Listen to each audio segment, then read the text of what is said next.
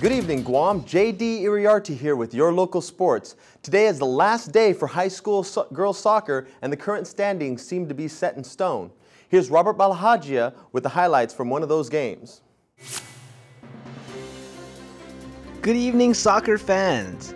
Today we have highlights of yesterday's match between the AOLG Cougars and the Simon Sanchez Sharks. The Sharks looking to rebound from a tough loss to the Harvest Eagles Monday, and Regina Sharoma kept the pressure on the Cougars early.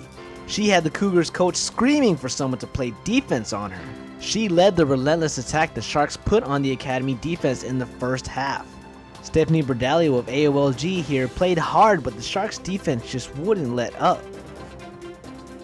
It was a little bit of a give and take as both teams wanted to finish off their last game of the season with a win to have a boost of confidence heading into the playoffs. The Cougars are currently sitting at the number 6 seed, and the Sharks are one of the top 4 teams sitting at number 3. Number 23, Ferlin Castillo, scored the first goal of the game, which usually turns out to be the biggest. How did it happen, Ferlin? My captain crossed it, and it bounced off the goalie's hand, and I just jumped and headed in. That offensive flow I was talking about set up Laura Eaton for an early first half goal.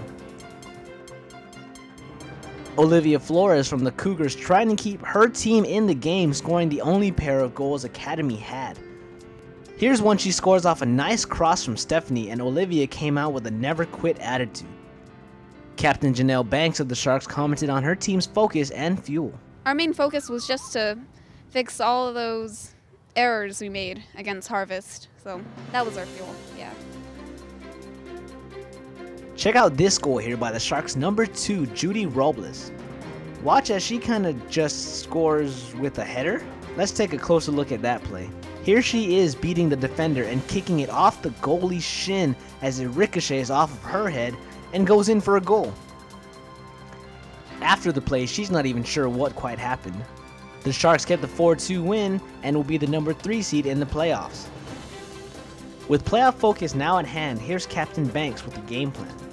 Well, first we have to fix all our little mistakes, and by fixing all those little mistakes, we'll be playing as a team. And when we play as a team, we'll be playing soccer.